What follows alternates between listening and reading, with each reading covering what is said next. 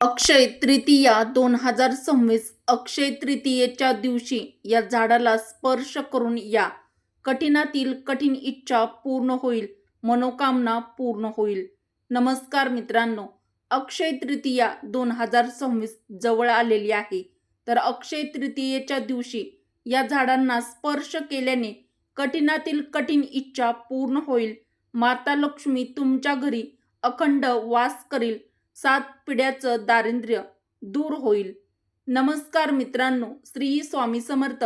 मित्रांनो, आजचा दिवस तुम्हाला खूप छान सुखाचा, आनंदाचा जाओ हीच स्वामी महाराजांच्या चरणी प्रार्थना करून आजच्या या आपल्या नवीन व्हिडिओला सुरुवात करूया. तर मित्रांनो, अत्यंत पवित्र आणि शुभ असा दिवस म्हणजेच आपल्या हिंदू धर्मशास्त्रामध्ये अनन्यसाधारण महत्त्व असलेली अक्षय तृतीया जवळ आलेली आहे. 19 एप्रिल 2026 वार रविवार या दिवशी अत्यंत शुभ आणि पवित्र तिथी आलेली आहे. अक्षय तृतीया हा सण अत्यंत महत्त्वाचा मानला जातो. आपल्या हिंदू धर्मामध्ये याला अनन्यसाधारण असं महत्त्व प्राप्त आहे. 3.5 शुभ मुहूर्तापैकी एक अत्यंत शुभ मुहूर्त म्हणून अक्षय तृतीया मानली जाते. आपल्या ग्रामीण भागामध्ये याला आकिती असं देखील म्हणतात. अक्षय तृतीयेच्या दिवशी केलेलं दान, जप आणि काही प्रभावी उपाय हे अत्यंत फलदायी मानलं जातात. याचं शुभफळ हे आपल्याला अनेक पटीने म्हणजेच दुपटीने जास्त मिळतं. त्यामुळे अक्षय तृतीयेच्या दिवशी आपल्याला काही प्रभावी उपाय नक्कीच करायचे असतात. तर आज मी तुमच्यासोबत एक अत्यंत प्रभावी उपाय शेअर करणार आहे. तर अक्षय तृतीयेच्या दिवशी अशी काही झाडं आहेत ज्यांना नुसता स्पर्श करून आल्याने अत्यंत फलदायी मानलं जातं. अक्षय तृतीयेच्या दिवशी यांना स्पर्श केल्याने शत्रुदोष, कर्जदोष, गरिबी, दारिद्र्य दोष सगळं काही समाप्त होतं. तर मित्रांनो, आपल्या हिंदू धर्मामध्ये आणि आपल्या वास्तुशास्त्रानुसार अशा काही झाडं-झुडपं, अशी काही देववृक्ष म्हटलं गेले आहेत.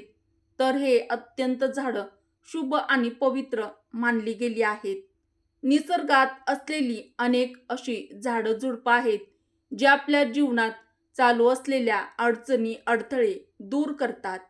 आणि अत्यंत विशेष व महत्त्वाची गोष्ट की या झाडझुडपांची केवळ लोक पूजा करत नाहीत, तर औषध म्हणूनही यांचा वापर करतात. अनेक प्रकारच्या आजारांवर, व्याधीवर याचा उपचार म्हणून वापर केला जातो. तर आपल्या हिंदू धर्मशास्त्रानुसार आणि आपल्या आयुर्वेदानुसार व वेद पुराणामध्ये सुद्धा अनेक प्रकारच्या झाडझुडपांचा उल्लेख केला आहे किंवा आढळतो. तर मित्रांनो, आपल्या हिंदू धर्मात माता लक्ष्मीचे अनेक स्वरूप सांगितले गेले आहेत, ज्यामध्ये वृक्षामध्ये माता लक्ष्मीचे स्वरूप म्हटलं गेलं आहे. तर आज मी तुम्हाला अशा काही झाडांबद्दल म्हणजेच वृक्षांबद्दल सांगणार आहे. त्यामुळे व्हिडिओ शेवटपर्यंत नक्की बघा.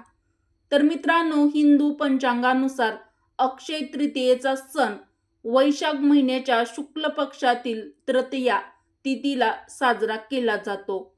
तर यंदा 2026 मध्ये अक्षय तृतीया 19 एप्रिल 2026 रविवार या दिवशी साजरी केली जाईल. पंचांगानुसार वैशाख महिन्याच्या शुक्ल पक्षातील तृतीया तिथी 19 एप्रिल रविवारच्या दिवशी 19 एप्रिल 2026 रोजी सकाळी 10:49 सुरू होईल व 20 एप्रिल 2026 वार सोमवार या दिवशी सकाळी 7:27 समाप्त होईल. कारण हिंदू धर्मात उदय तिथीचे महत्त्व आहे. त्यामुळे अक्षय तृतीयेची पूजा आणि शुभ कार्य 19 एप्रिल 2026 वार रविवारच्या दिवशी अक्षय तृतीया साजरी केली जाईल. तर मित्रांनो, आपल्या हिंदू धर्मामध्ये अक्षय तृतीयेचं महत्त्व काय आहे? अक्षय तृतीयेचं धार्मिक महत्त्व खूपच अनन्यसाधारण आहे. या दिवशी भगवान श्री हरी विष्णूंच्या परशुराम अवताराचा जन्म झाला होता अक्षय तृतीयेच्या दिवशी भगवान श्रीकृष्णांनी युधिष्ठिराला अक्षय पात्र दिलं होतं, ज्यामध्ये कधीही अन्न संपणार नव्हतं आणि याच पात्रातून युधिष्ठिर गरजू लोकांना भोजन द्यायचे. म्हणूनच अक्षय तृतीयेच्या दिवशी दानाला अनन्यसाधारण असं महत्त्व दिलं जातं. अक्षय तृतीयेच्या दिवशी त्रेता युगाची सुरुवात झाली होती. याच शुभ दिवशी गंगेचं पृथ्वीवर आगमन झालं होतं. तसेच आपल्या हिंदू धर्मामध्ये 3.5 शुभ मुहूर्तापैकी एक शुभ मुहूर्त म्हणून अक्षय तृतीया हा शुभ दिवस मानला जातो.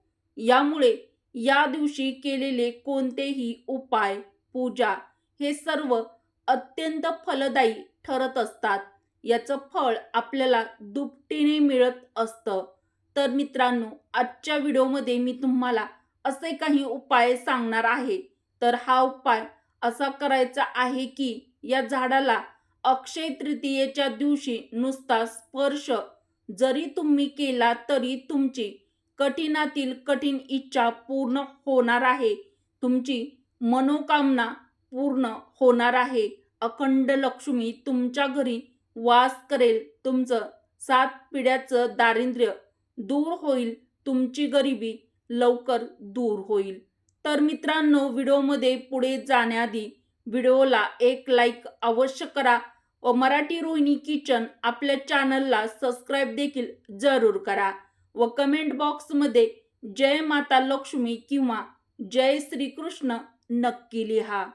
19 एप्रिल या दिवशी अक्षय तृतीयेच्या दिवशी याचा प्रभाव अनेक लाख पटींनी जास्त असतो, कारण यामुळे यावेळी कोणीही व्यक्ती झाडाजवळ जाऊन या झाडांना स्पर्श करतो. विशेषतः जे देवी स्वरूप झाड आहेत, तर तेथे जाऊन तुम्ही त्यांना स्पर्श करता तर तुमच्या जीवनातील अडचणी, दुःख, वेदना, कष्ट, आजार, व्याधी, भांडण, जीवनातील मोठमोठ्या समस्या सर्व समाप्त होतात.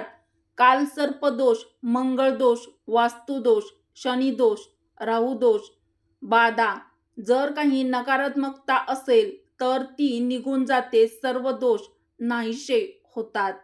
तर मित्रांनो, आज मी तुम्हाला अशा 3 वनस्पतीबद्दल म्हणजेच झाडांबद्दल सांगणार आहे.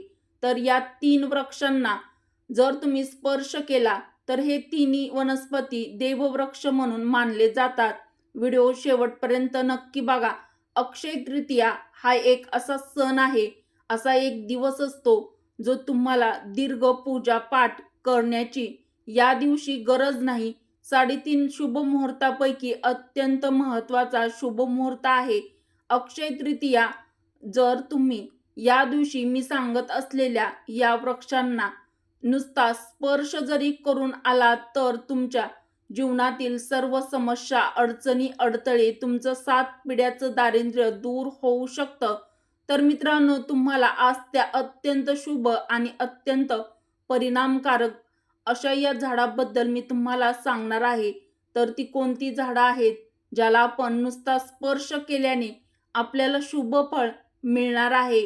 तर मित्रांनो, हे सगळे झाडं जी मी तुम्हाला सांगणार आहे, तर ते वृक्ष तुम्हाला तुमच्या घराच्या किंवा तुमच्या परिसराच्या आजूबाजूला सहज उपलब्ध होतील, म्हणजेच सहज मिळतील.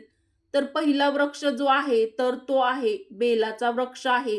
तर बेलाचा वृक्ष आहे तर तो माता पार्वतीच्या घामापासून उत्पन्न झालेला आहे. स्कंद पुराण व शिवपुराणानुसार माता पार्वती या भगवान शिवशंकराच्या धर्मपत्नी आहेत.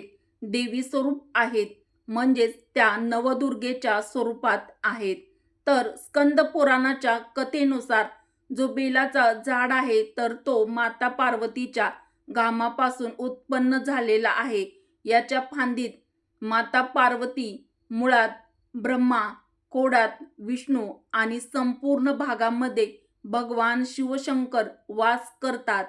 संध्याकाळच्या वेळी शिवमंदिराजवळ किंवा नवदुर्गा मंदिराजवळ असलेल्या बेलवृक्षाला आपल्याला या अक्षय तृतीयेच्या दिवशी स्पर्श करायचा आहे आणि या बेलाच्या झाडाखाली तुम्हाला तुपाचा दिवा देखील लावायचा आहे. तुपाचा दिवा लावल्याने व्यक्ती धनवान बनतो. व्यक्तीच्या सर्व इच्छा, मनोकामना, कठीणातील कठीण इच्छा पूर्ण होतात. दुसऱ्या वनस्पतीबद्दल मी तुम्हाला सांगणार आहे, तर ती वनस्पती सुद्धा अत्यंत शुभ मानली जाते. दुसऱ्या वनस्पती आहे शमीचा वृक्ष. शमीच्या वृक्षाला जगदंबेचं स्वरूप मानलं जातं. जे शमीचं वृक्ष आहेत, तर ते स्वतः जगदंबेचं स्वरूप आहेत. यावर स्वतः माता जगदंबा साक्षात वास करत असतात. आणि कोणीही व्यक्ती जर अक्षय तृतीयेच्या दिवशी संध्याकाळच्या वेळी 19 एप्रिल 2026 वार रविवार अक्षय तृतीयेच्या दिवशी या झाडाखाली तुपाचा दिवा लावते आणि या झाडाला स्पर्श करून नमस्कार करते, त्याच्या जीवनातील सर्व अडचणी दूर होतात. शमीच्या मुळात सिंदूर घातल्याने म्हणजेच टाकल्याने व्यक्तीला उत्तम आरोग्याची प्राप्ती होते. जे लोक दीर्घ काळापासून आजारी आहेत अशा व्यक्तींनी किंवा ज्या घरातील एखादा सदस्य आहे, जर तो जास्त काळापासून आजारी व्यक्ती आहे, तर त्या व्यक्तीच्या शरीरावरून 7 वेळा सिंदूर फिरवून शमीच्या मुळाशी अर्पण करू शकता. त्यामुळे त्याचा रोग व्याधी लवकर बरी होईल. जे लोक अनेक दिवसापासून आजारी आहेत किंवा तुम्ही आजारापासून वाचू इच्छिता, निरोगी राहू इच्छिता, याच्या मुळात सिंदूर नक्की टाका. मंत्र म्हणून शमीच्या वृक्षाला स्पर्श करायचा आहे, तर तुम्ही लगेच याचा परिणाम बघाल. तुमची जी काही कठीणातील कठीण इच्छा आहे, जी काही तुमची इच्छा आहे, तर ती लवकर पूर्ण होईल. तुमचं 7 पिढ्याचं दारिद्र्य दूर होईल. अखंड लक्ष्मी तुमच्या घरी पाणी भरेल. तर मित्रांनो, तिसरा जो शुभ वृक्ष आहे, तर तो तिसरा वृक्ष आहे पारिजात. हा वृक्ष समुद्र मंथनातून उत्पन्न झाला होता आणि तो देवराज इंद्राच्या नंदनवनात स्थापित करण्यात आला होता. पारिजात वृक्ष भगवान श्रीकृष्णांनी मानव कल्याणासाठी पृथ्वी लोकावर आणला होता. आपल्या हिंदू धर्मशास्त्रानुसार पारिजात वृक्ष आहे त्यालाही माता लक्ष्मीचं स्वरूप मानलं गेलं आहे. कारण माता लक्ष्मी सुद्धा समुद्र मंथनातून उत्पन्न झाल्या आहेत आणि पारिजात वृक्ष सुद्धा समुद्रातून उत्पन्न झाला आहे. म्हणून हे माता लक्ष्मीची बहीण म्हणून ओळखली जाते. एखाद्या मनुष्याच्या शरीरात कितीही थकवा असो किंवा कितीही एखादी वेदना असो, जर तुमच्या शरीरात थकवा आहे, वेदना आहे, तर पारिजात वृक्षाला संध्याकाळच्या वेळी स्पर्श करून नक्की या. तुम्हाला हवं असेल तर अक्षय तृतीयेच्या दिवशी कोणत्याही वेळात तुम्हाला जेव्हा वेळ मिळेल त्यावेळी जाऊन तुम्ही या वृक्षाला स्पर्श करू शकता. या झाडाला स्पर्श करताच लगेचच तुमच्या शरीरातील वेदना, थकवा, अशक्तपणा हे सर्व नाहीसे होतात.